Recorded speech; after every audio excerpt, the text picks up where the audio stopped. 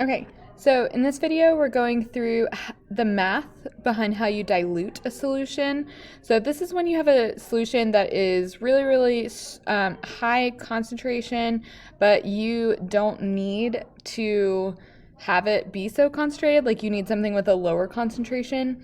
So this is the math behind how you do it. The formula is M1 times V1 equals M2 times V2. So when we talk about 1 and 2, 1 just means like initially, so that's your stock solution or the solution you already have. And then the 2 just means like final, like the more dilute solution, the one you want at the end.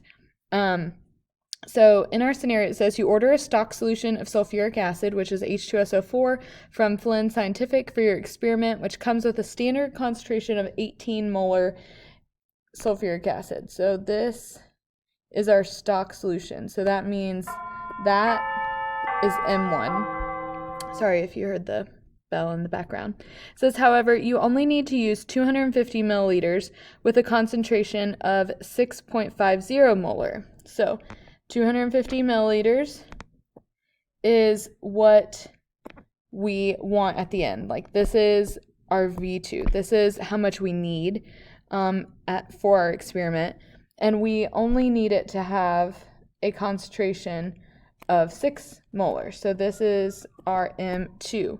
How much of the stock solution? Okay, so when we talk about how much, that means we're talking about the volume. They want to know what is V1? What is our initial volume, or the volume of my 18 molar stock solution that I'm going to need to prepare a diluted concentration? So when we talk about preparing a diluted concentration, we're going to take a small amount of our concentration, add more water, make it more dilute, right? We just need to know how much of the stock solution we need. So we plug this, what our numbers are, into our formula. So M1, we said is 18.0 molar times V1, we don't know, and it's equal to M2, 6.0 molar, times V2. Now, volume can be in both milliliters or liters, but we prefer liters. So remember, to change milliliters into liters, 250 milliliters, 1,000 milliliters is 1 liter.